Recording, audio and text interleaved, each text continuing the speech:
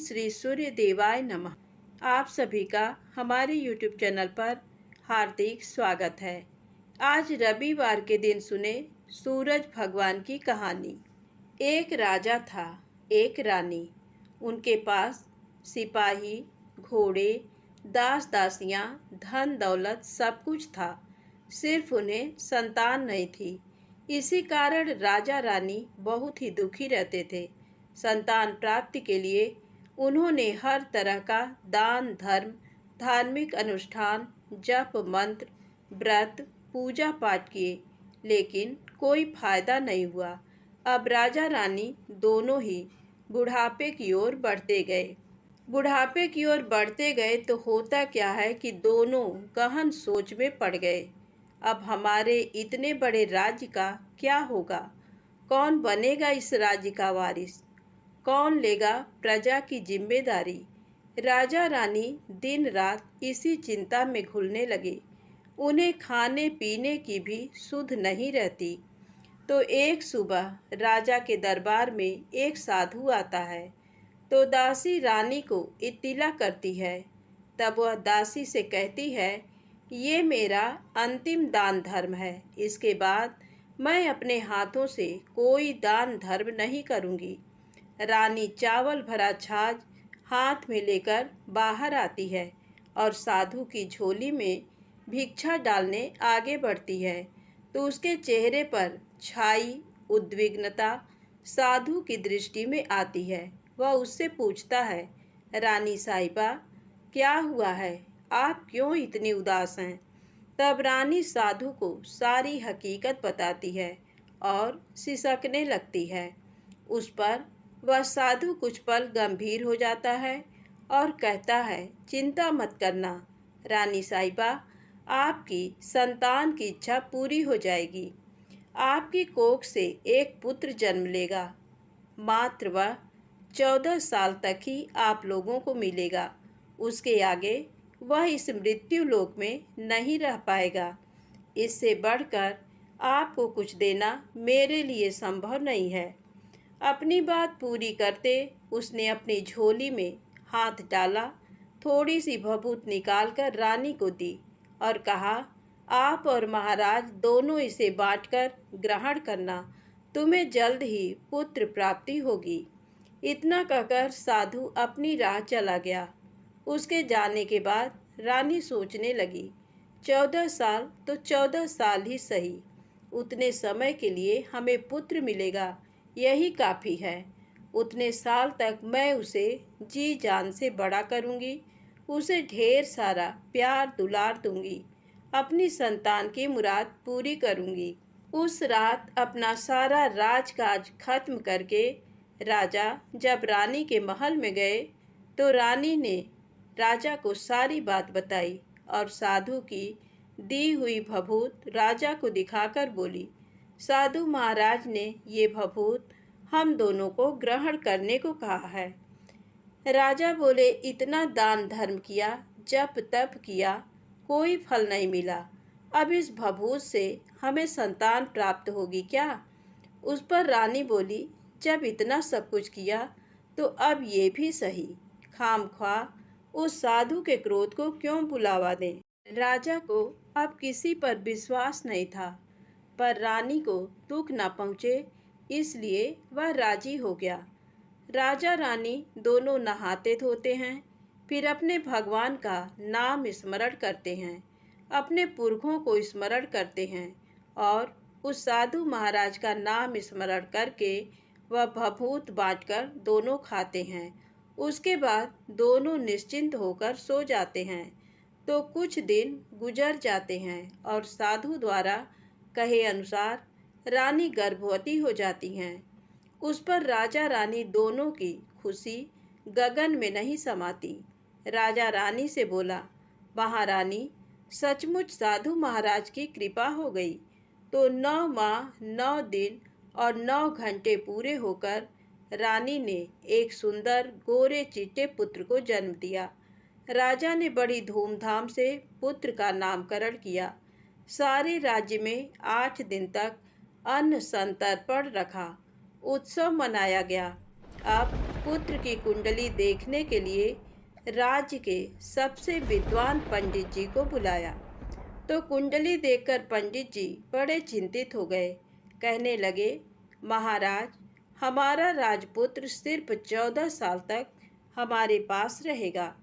राजा को इस बात की भनक थी ही, रानी को भी। साधु महाराज की बात याद थी। दोनों चुप रह जाते हैं। उसके बाद राजा और रानी बड़े प्यार से बेटे की परवरिश करते हैं, उसकी हर ख्वाहिश पूरी करते हैं। थोड़े समय के लिए ही सही, भगवान ने संतान की अपनी मुराद पूरी कर दी। इससे वे समाधान मानते हैं। राजपुत्र दिन प्रतिदिन बड़ा होता है। जब वह 7 साल का हो जाता है तो राजा एक अच्छे गुरु की नियुक्ति करके उसे पढ़ाई लिखाई, राजशास्त्र, शस्त्र विद्या, घुड़सवारी इत्यादि 12 विद्याओं का शिक्षण देते हैं। जब वह सब शास्त्र विद्या में पारंगत हो जाता है और 12 साल की उम्र का हो जाता है, तब एक अच्छी सी राजकन्या खोजकर उसकी शादी कर देते हैं। तो 2 और साल बीत जाते हैं। बेटा 14 साल का हो जाता है। एक दिन राजपुत्र राजा से बोलता है, पिताजी, मैं अपना सारा राज्य घूमकर देखना चाहता हूँ। आज तक मैंने सिर्फ इस रजवाड़े के अतिरिक्त कुछ नहीं देखा है। बेटे की बात सुनकर राजा चिंतित हो जाता है, क्योंकि पुत्र को 14वां साल शुरू हुआ था।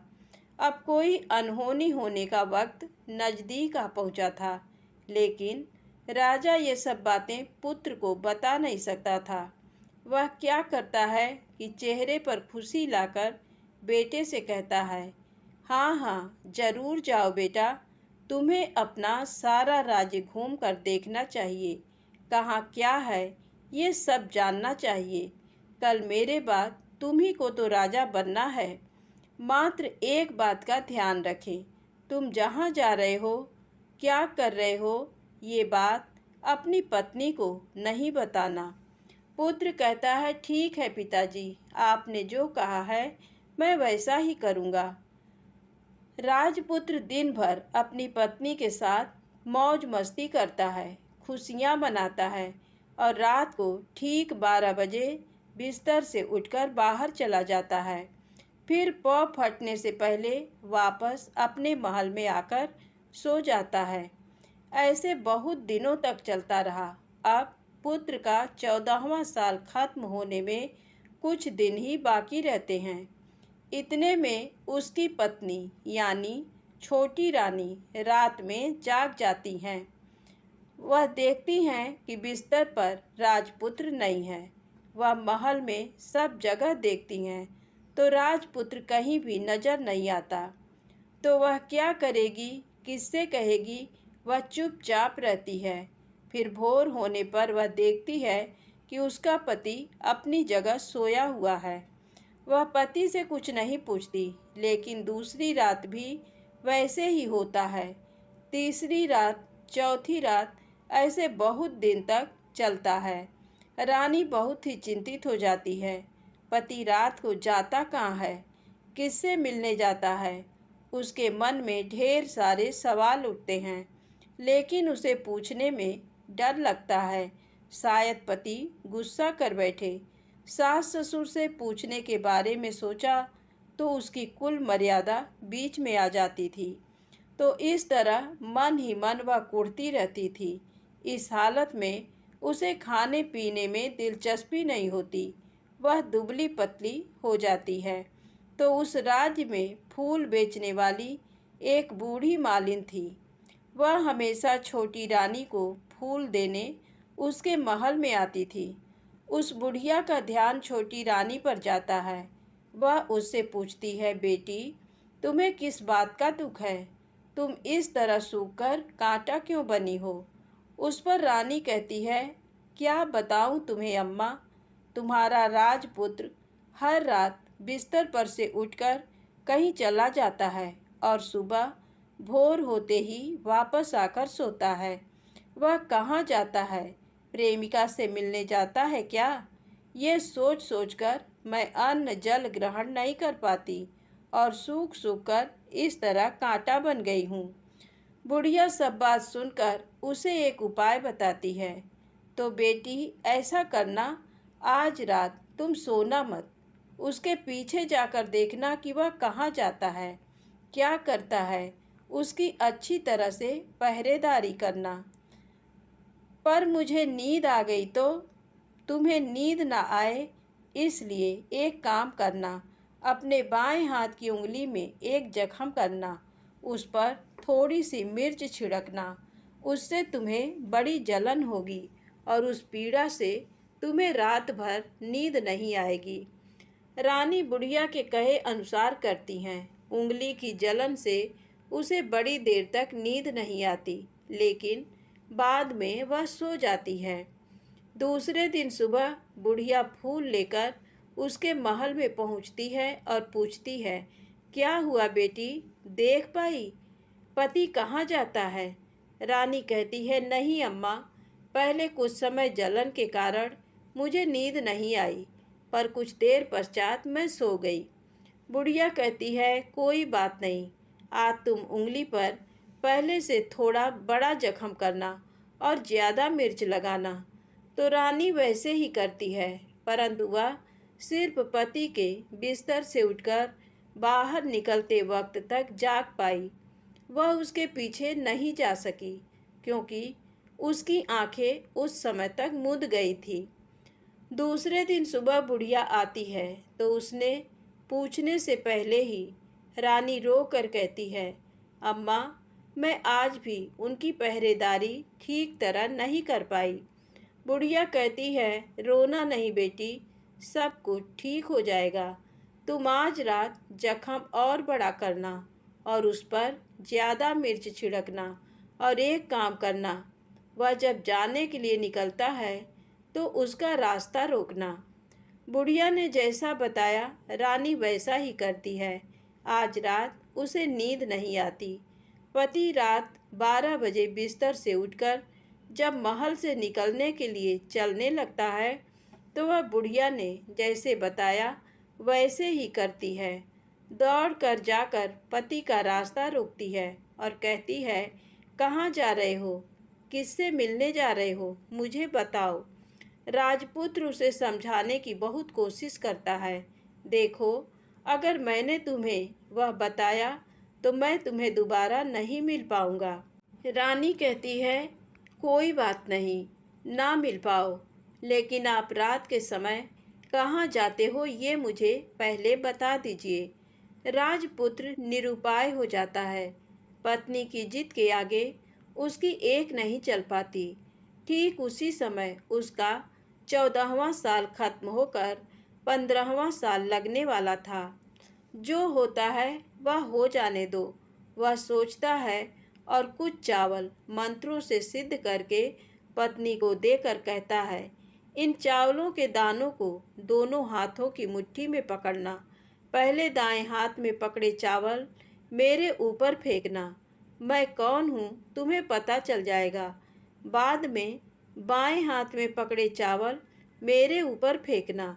मैं जैसा था तुम्हें मिल जाऊंगा, लेकिन यदि तुम बाएं हाथ के चावल मेरे ऊपर फेंकना भूल गई तो मैं तुम्हें कभी नहीं मिल पाऊंगा। रानी ने कहा, नहीं भूलूंगी। रानी बड़े आत्मविश्वास के साथ कहकर दाएं हाथ में पकड़े चावल पति के ऊपर फेंक देती है। तो राजपुत्र एकदम एक विशाल घोड़ा बन जाता है।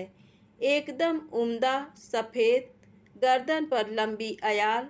देखते देखते वह तेजी से दौड़ने लगता है। रानी उस घोड़े को एकदम भौचक्की होकर देखने लगती है और पति ने बाएं हाथ के चावल फेंकने की जो बात कही थी वह भूल जाती है।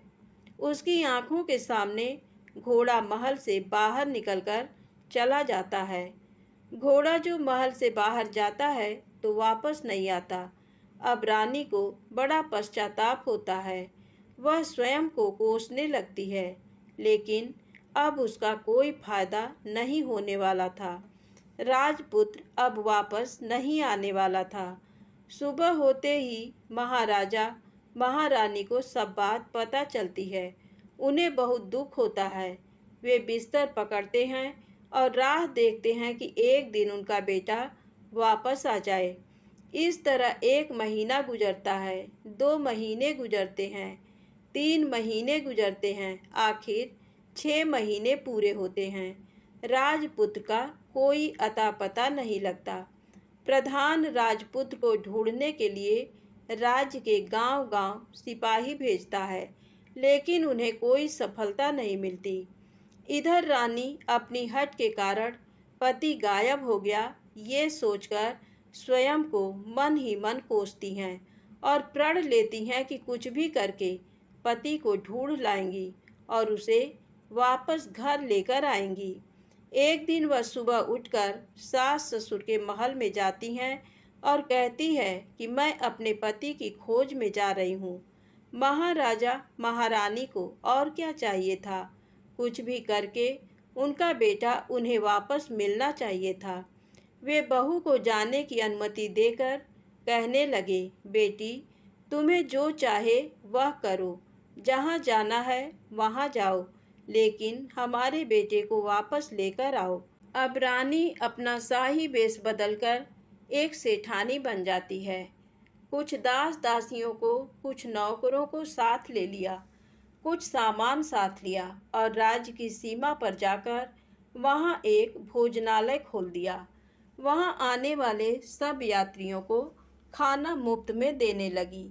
मात्र एक शर्त रखी कि खाने वाले को उसकी देखी कोई अजीब चीज उसकी मालकिन को यानी राजकन्या को बतानी पड़ेगी। तो वहाँ आने वाला हर नागरिक अपनी तरफ से मैंने ये देखा, मैंने वह देखा कहकर वहाँ से मुफ्त खाना खाकर जाता था। परंतु रानी को जो बात चाहिए थी वह अब तक मिली नहीं थी। ऐसे ही कुछ दिन बीत गए तो इधर क्या होता है कि रानी के महल में फूल लेकर जाने वाली बुढ़िया के एक बेटा और बहू थे। उनका एक छोटा बेटा था, यानी बुढ़िया का एक पोता था। तो बेटा और बहू सुबह काम के लिए निकलते थे तो पोते को संभालने की जिम्मेदारी बुढ़िया पर रहती थी। बुढ़िया दिन भर पोते को संभालती थी। एक दिन बुढ़िया को पान खाने की आदत थी तो पान लगाने के लिए चूना चाहिए था। वह उसे तैयार करने के लिए सीपियाँ लेकर आई। इन सीपियों को भूनने के लिए गोबर के कंडे चाहिए थे। कंडे इकट्ठा करने के लिए वह बांस की टोकरी लेकर चरवाहे के मैदान में गई। वहाँ बहुत सारे कंडे थे। उन्हें जमा करते करते उसे घर आने में अंधेरा हो गया। इस ओर शाम होते ही काम से वापस बेटा बहू घर पहुँचे तो देखा कि बच्चा घर पर अकेला है और रो रहा है। वे दोनों गुस्से से लाल पीले हो गए। इतने में बुढ़िया घर आ पहुँची। बेटा ने पूछा, पोते को घर अकेला छोड़कर कहाँ गई थी?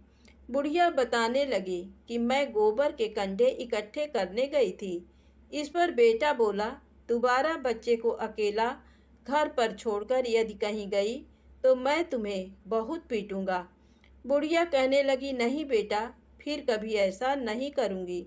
लेकिन दूसरे ही दिन बुढ़िया वह बात भूल गई और फिर चरवाहे के मैदान पर कंडे इकट्ठा करने चली गई। शाम को जब बेटा बहू काम से वापस लौटे तो देखते हैं कि बच्चा घर पर अकेला है और रो रहा है। अब उसके बेटे की सहन शक्ति खत्म होने लगी और बुढ़िया के वापस आने पर उसे घर से निकाल दिया। बुढ़िया रात भर घर के बाहर अंधेरे में बैठी रही और सुबह होते ही हाथ में टोकरी लेकर कंडे इकट्ठा करने के लिए निकल गई। उस दिन उस पर कंडे इकट्ठा करने का मानो पागलपन सवार था। कंडे इकट्ठा करते करते कब अंधेरा छा गया उसे मालूम ही नहीं चला। उसे जब ध्यान आया तो गांव का रास्ता भी ठीक तरह से दिखाई नहीं दे रहा था। वह अंधेरे में आंखें फाड़कर देखती देखती किसी तरह आगे निकल पड़ी। तो होता क्या है कि एक कपिला गाय छन छन की आवाज़ करते, गले की घंटी बजाते ठुमक कर उस मैदान पर आ गई। उसे देखकर बुढ़िया सोचने लगी कि इस गाय के पीछे पीछे जाऊंगी तो गांव तक पहुंच जाऊंगी। तब बुढ़िया उसके पीछे पीछे जाने लगी। वह गाय क्या करती है कि उस मैदान से लेकर एक एक करके 6 मैदान पार करती है। आखिर में वह 7वें मैदान पर पहुंचती है। तो वहाँ क्या होता है कि उस मैदान पर एक बड़ा सा पत्थर है। गाय जाकर उस पत्थर को अपना सींग मारती है। सींग मारा तो वह पत्थर दूर हट गया और पाताल में नीचे जाने की सीढ़ियाँ दिखाई देने लगी। तब वह गाय उन सीढ़ियों से नीचे जाने लगी। बुढ़िया वह सब देखती रही और झट जाकर गाय की पूंछ को पकड़ लिया। पूंछ पकड़कर वह गाय के साथ नीचे पाताल में पहुंच गए। पाताल में पहुंचते ही तुरंत गाय की पूंछ छोड़ दी और इधर उधर देखने लगी। वहीं से बुढ़िया ने देखा कि पाताल में सब जगह जगमगाहट है। दिया दीप जलते हैं और तेज रोशनी गाय के ऊपर पड़ती है और वहाँ अद्भुत घटनाएं घटने लगीं। गाय के नीचे जाते ही उसके गले में अपने आप सांकल पड़ गई और छम छम करके कोई दुधाड़ी में गाय का दूध दूहने लगी। लेकिन जो भी कोई वह कर रहा है वह मात्र दिखाई नहीं दे रहा। बुढ़िया बहुत घबरा गई, कहाँ आकर फंस गई। वह सोचने लगी और यहाँ वहाँ छिपने के लिए जगह ढूंढने लगी, लेकिन उसे कहीं भी जगह नहीं मिली। हर जगह उजाला ही उजाला था। तो वह यूं एक कोनों में खड़ी रह गई और जो कुछ सामने हो रहा था उसे चुपचाप देखने लगी। कुछ पल के बाद वहाँ झट से एक उम्दा सफ़ेद घोड़ा आया। वहाँ 2 कुंड थे। उसमें से एक कुंड में उस घोड़े ने छलांग लगाई और ऊपर आ गया। अब उसे राजपुत्र का रूप प्राप्त हो गया। राजपुत्र बनने के बाद उसने दूसरे कुंड के पानी में स्नान किया। वहाँ रखे नए कपड़े पहने हैं। नज़दीक ही एक सुंदर पलंग था। उस पर आकर वह बैठ गया। उसके सामने अपने आप 5 पकवानों की थाली आ गई। दूध की एक प्याली आ गई। 5 सुपारी आ गए। उसके सामने एक दिया जलता रहा। राजपुत्र ने खाना खाया, दूध पिया, 5 सुपारी खाया और बिस्तर पर लेट जाने से पहले सूर्य देव का स्मरण करके सामने जलते दिए से पूछा, दिए दिए दीपंकर, मेरे माता पिता क्या कर रहे हैं? दिया बताने लगा, बेटे के शोक में डूबे हैं। राज्य कौन संभाल रहा है? राज्य प्रधान संभालता है। मेरी पत्नी क्या करती है? उसने चौराहे पर भोजनालय शुरू किया है और आते जाते लोगों से वह नई खबर के बारे में पूछती है। दिए के ये कहते ही राजपुत्र कहने लगा, ठीक है। उसके बाद वह सो गया। बुढ़िया कोने में खड़ी रहकर ये सब देखती रही। ऐसी अद्भुत घटना उसने जिंदगी में पहली बार देखी थी। उसे अंदर ही अंदर चुलबुलाहट होने लगी। वह अपनी भूख प्यास भूल गई और आगे क्या होता है कि उसे उत्सुकता से देखने लगती है। लेकिन उसके बाद और कुछ घटनाएं नहीं घटती। रात गुजर गई और सुबह हो गई। सुबह होने पर पलंग पर सोया राजपुत्र उठा और फिर से पहले वाले कुंड में छलांग लगाई। तो अब वह फिर से घोड़ा बनकर कुंड से बाहर आ गया। बाहर आते ही वह तेजी से उस पाताल नगरी से बाहर निकल गया। लेकिन वह कहाँ गया, बुढ़िया को कुछ पता नहीं चला। उसके बाद पिछली रात की तरह कोई उस गाय का छम छम करके दूध दोहने लगा। जैसे ही दूध दुहाना खत्म हुआ, उसके गले की सांकल अपने आप खुल गई और वह गाय तेजी से ऊपर जाने वाली सीढ़ियाँ की ओर भागने लगी। गाय को दौड़ते देखकर बुढ़िया सोचने लगी, अब गाय के साथ यहाँ से ऊपर जाना ही समझदारी है, नहीं तो कोई मुसीबत आकर मेरे ऊपर टपक जाएगी। झट से उसने गाय की पूंछ पकड़ ली और गाय के साथ ऊपर आ गई। गाय जब ऊपर मैदान में पहुंची तो उस सुरंग का रास्ता अपने आप बंद हो गया और उसके मुंह पर एक बड़ा सा पत्थर पूर्ववत खड़ा हो गया। ऊपर आकर वह गाय जंगल की ओर निकल गई। इधर बुढ़िया एकदम बावली सी हो गई। उसने पाताल नगरी में जो कुछ देखा वह जल्द से जल्द किसी को बताने के लिए उतावली हो उठी। उसे एकदम याद आया कि नगर की सीमा पर कोई औरत भोजनालय चलाती है और नई बात बताने वाले को अच्छा खाना पीना मुफ्त में देती है। वह सोचने लगी कि क्यों न मैं ये बात उस औरत को जाकर बताऊं। यदि उसे ये बात पसंद आ गई तो बाकी जीवन खाने पीने की झंझट से मुक्ति मिलेगी। बुढ़िया ने मन में तय किया और तुरंत उस भोजनालय के द्वार पर टंगे नगाड़े के सामने खड़ी हो गई और जोर जोर से नगाड़ा बजाना शुरू कर दिया। नगाड़े का इस तरह शोर सुनकर मालकिन यानी छोटी रानी मन में प्रसन्न हो जाती हैं कि शायद कोई बड़ी बात लेकर यहाँ आया है। रानी सिपाहियों को आदेश देती है, जाइए और जो कोई आया है उसकी अच्छी खातिरदारी कीजिए। आदेश पाते ही सिपाही नीचे दौड़ गए तो एक बुढ़िया नगाड़ा बजा रही है। उन्होंने पूछा, क्यों री बुढ़िया, क्या हुआ, क्यों नगाड़ा बजा रही हो? बुढ़िया बोली, कुछ नहीं बेटा, यहाँ खाना मिलता है ना, इसलिए आई हूँ। खाना चाहिए, मिलेगा, लेकिन तुझे कोई नई बात बतानी पड़ेगी। हाँ बताऊंगी, एक बात मालूम है मुझे। इस पर सिपाही उसे अंदर लेकर आए। उनको मालकिन का आदेश था कि जो कोई बूढ़ा बुजुर्ग वहाँ आए उनके साथ अच्छी तरह पेश आना, उनका अच्छा आदर आतिथ्य करना। तो सिपाही ने उस बुढ़िया का भरपूर आदर आतिथ्य किया। उसे बड़ी सी थाली भरकर व्यंजन परोसते हैं। बुढ़िया कुछ दिनों से भूखी थी, वह खाने पर टूट पड़ी। खाना खाने के बाद सिपाही ने उसे नई साड़ी पहनने को दी। उसके बाद उसे लेकर रानी के पास आए। बुढ़िया और रानी ने तुरंत एक दूसरे को पहचान लिया। बुढ़िया बोली, बेटी तुम?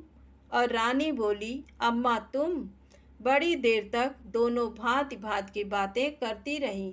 आखिर कुंवरनी बुढ़िया से कहने लगी, अम्मा अब बताओ तुमने क्या नई बात देखी है? नई बात? मैंने कोई नई बात देखी नहीं है।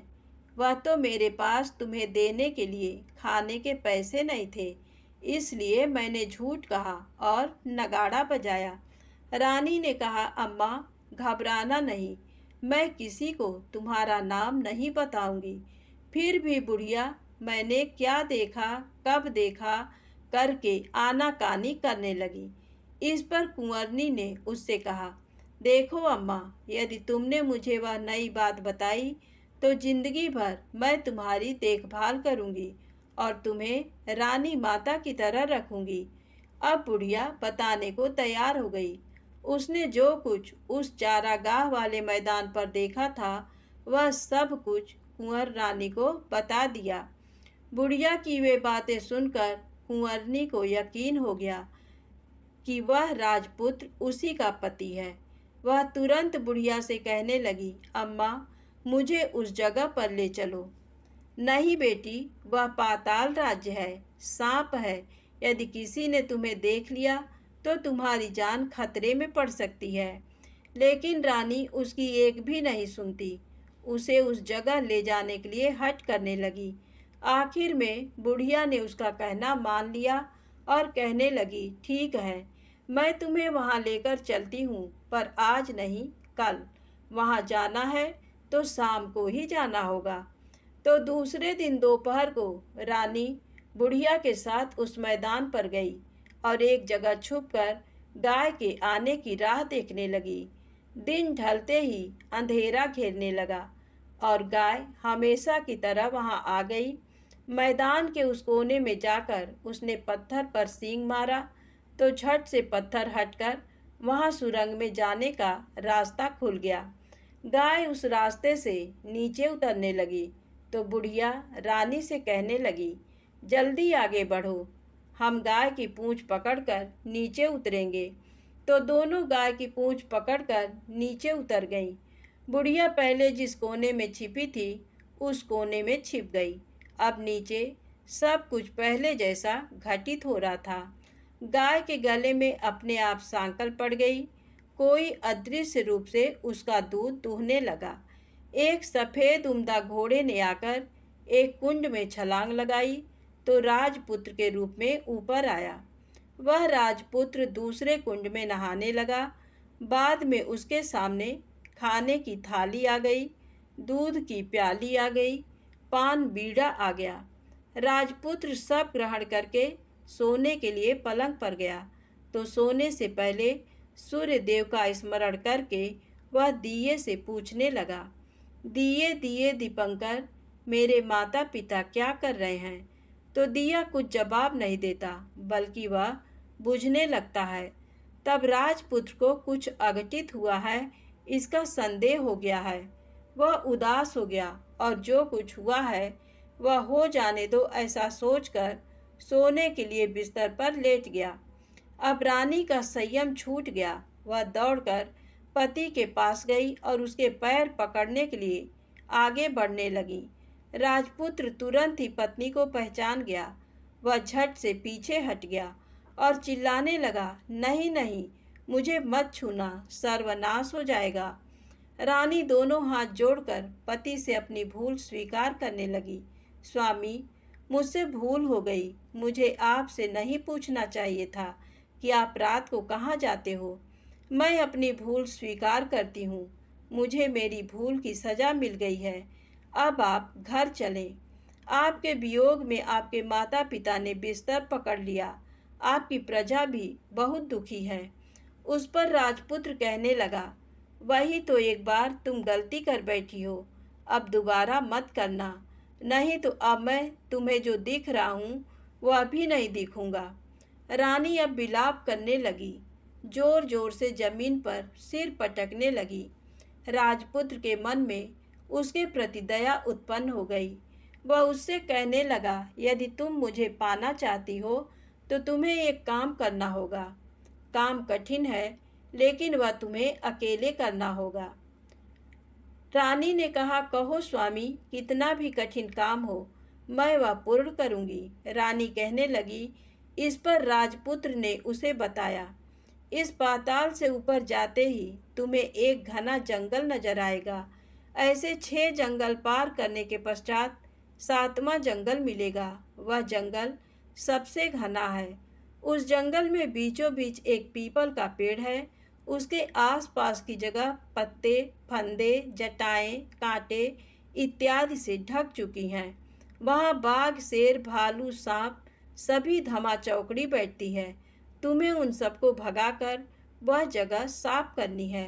उसको गोबर से लिपाई करके पवित्र बनाना है, रंगोली से सजाना है। उसके बाद वहाँ धूप, कपूर, अगरबत्ती जलानी है। फूल, कुमकुम से पेड़ की तने की पूजा करनी है। दूध, दही से बने चावल का भोग चढ़ाना है। ये सब तुम्हें दोपहर को 12 बजने के पहले करना है। 12 बजने के समय तुम्हें उस जगह पर बैठकर सूर्य भगवान का ध्यान करना है। ठीक 12 बजे सूर्य भगवान का रथ वहाँ उतरेगा। वे वह सब देखकर खुश हो जाएंगे और कहेंगे, जिस किसी ने ये सब किया है उसे मैं मनचाहा फल दूंगा। तो तुम सामने जाकर उसके रथ का दाहिना घोड़ा मांगना, मैं तुम्हें मिल जाऊंगा। इतनी बात कहकर राजपुत्र अपने पलंग पर सो गया और छोटी रानी भोर होने की राह देखने लगी। भोर होते ही वह बुढ़िया के साथ गाय की पूंछ पकड़कर ऊपर आ गई। ऊपर आने के बाद वह बुढ़िया से कहने लगी, अम्मा, अब मैं अकेले ही आगे जाऊंगी, तुम भोजनालय वापस जाओ। वह जंगल में जाकर राजपुत्र की बताई जगह ढूंढने लगी और स्वयं आरी से वह जगह साफ कर दी। बाद में राजपुत्र ने जैसे बताया वैसी लिपाई पुताई करके वापस आ गई। दूसरे दिन पौ फटने से पहले उठी और जंगल में उस जगह पहुंची। वहां जाकर इत्र, गुलाब का पानी छिड़क कर वह जगह सुगंधित की। धूप अगरबत्ती जलाकर उसे पवित्र किया और पूजा की। सब सामग्री वहां तैयार रखकर सूर्य भगवान का ध्यान करने बैठ गई। जैसा कि पति ने बताया था, दोपहर को ठीक 12 बजे सूर्य भगवान का रथ उस पीपल के पेड़ पर आकर रुका है। सूर्य भगवान ने जब रथ से नीचे देखा तो सुगंधित वातावरण देखकर वे बहुत प्रसन्न हो गए। फिर वे बोले, जिस किसी ने ये काम किया है वह यहाँ आकर आज मुझसे कुछ भी मांगे, मैं उसे दे दूंगा। रानी ने जब ये शब्द सुने तो बिना समय गंवाए दौड़कर उनके सामने आ गई और उनको साष्टांग नमस्कार करके बोली, भगवान, वह मैं ही हूँ, मैंने ही ये जगह साफ की है। अच्छा, तो तुम्हें जो चाहिए वह मांगो। भगवान, मुझे मुझे आपके रथ का दाहिना घोड़ा चाहिए। सूर्य भगवान बोले, नहीं नहीं, मैं तुम्हें और कुछ भी दे सकता हूँ, लेकिन ये घोड़ा नहीं दे सकता। मेरे रथ के 12 घोड़े हैं, तुम चाहो तो कोई और घोड़ा मांग लो, लेकिन ये दाहिना घोड़ा नहीं, वह मैं तुम्हें नहीं दे सकता। छोटी रानी एक नहीं सुनी, वह सूर्यदेव से एक ही बात कह रही थी, वही दाहिना घोड़ा दे दीजिए, नहीं तो मैं आपके पैरों में गिरकर अपनी जान दे दूंगी। अब सूर्यदेव धर्म संकट में पड़ गए। उन्होंने वचन दे दिया था, अब अपने वचन से पलट भी तो नहीं सकते थे। तब सूरज भगवान ने बोला, मैंने तुम्हें घोड़ा दे दिया, लेकिन घोड़ा तो दिया है, वह तुम्हें यहाँ नहीं मिलेगा, तुम्हें उसे पाताल में जाकर लाना होगा। रानी बोली, पाताल में ही क्या भगवान, मैं उन्हें पाने के लिए कहीं भी जा सकती हूँ। रानी को वचन देकर सूर्यदेव अपने मार्ग चले गए और इधर रानी जंगल से अपने भोजनालय में आ गई। फिर वह बुढ़िया को लेकर उस मैदान पर आ गई। जल्दी ही शाम हो गई। शाम होते ही वहाँ वह गाय आ गई और उसने सींग मारकर सुरंग का पत्थर हटाया तथा नीचे उतरने लगी। रानी और बुढ़िया जल्दी जल्दी उसकी पूंछ पकड़कर नीचे उतर गईं। नीचे पाताल में सब घटनाएं पहले की तरह ही घटने लगीं। घोड़े का एक कुंड में नहाकर राजपुत्र बन जाना, नहा धोकर पलंग पर जाकर बैठना, तो उसे खाने की थाली, दूध की प्याली आना, पान बीड़ा आना। लेकिन आज एक बात नई घटी। आज दो दो थाली, दो दो दूध की प्याली, दो दो पान बीड़े उसके सामने आए। वह कुछ नहीं बोला। अपने हिस्से की थाली खाकर, दूध पीकर और पान बीड़ा चबाकर वह सोने चला गया और हमेशा की तरह दिए से पूछने लगा, दिए दिए दीपंकर, मेरे माता पिता क्या करते हैं? दिया ने बताया, वे दोनों तुम्हारे शोक से मरने की स्थिति में पहुंच गए हैं। ऐसा झट से उसकी आंखों से आंसू टपकने लगे। फिर वह पूछने लगा, दिए दिए दीपंकर, मेरा राज्य कौन चला रहा है? तुम्हारा राज्य प्रधान चला रहा है और वह सब कुछ हड़प चुका है। वह प्रजा पर बहुत अत्याचार कर रहा है। सुनकर राजपुत्र को बहुत गुस्सा आया। वह गुस्से से अपनी मुट्ठी भींचने लगा। अब वह पूछने लगा, दिए दिए दीपंकर, मेरी पत्नी क्या कर रही है? अब दिया कुछ नहीं बोला, चुप रहा। अब रानी का संयम जवाब दे गया। वह दौड़कर पति के गले लग गई। अब मैं तुम्हें मिल गया, राजपुत्र कहने लगा। सच कहते हो, अब आप फिर से घोड़ा तो नहीं बनेंगे? नहीं, दोबारा घोड़ा नहीं बनूंगा। तुमने जो इतने सारे कष्ट उठाए हैं मुझे पाने के लिए, इसलिए सूर्यदेव ने मुझे सदा के लिए घोड़े के जन्म से मुक्त कर दिया है। राजपुत्र ने बड़े प्यार से कहा और उसे गले लगाया, उसके आंसू पोंछे। कुछ देर पश्चात भोर हो गई तो गाय की श्रृंखला टूटकर वह ऊपर भूलोक जाने लगी। रानी, राजपुत्र और बुढ़िया उसकी पूंछ पकड़कर ऊपर आ गए। ऊपर आने पर वे सीधे भोजनालय में पहुँचे। वहाँ का सब सामान लोगों में बांट दिया और उसको ताला लगाकर अपने राज्य में लौट गए। राजपुत्र वापस आता और उसके तेवर देकर प्रधान घबरा गया। राजपुत्र ने उसे बंदी बनाकर कैद खाने में डाल दिया और राज्य की बागडोर अपने हाथ में ले ली। उसके बाद वह अपने माता पिता को मिलने उनके महल में गया। तब राजपुत्र क्या देखता है कि उसके माता पिता उसके शोक में अस्थिपंजर बने हुए हैं। पुत्र को वापस आया देखकर मरड़ा सन राजा रानी की आंखों से टप टप आंसू बहने लगे। इन दोनों ने पुत्र को गले लगाया, उसे प्यार से सहलाया।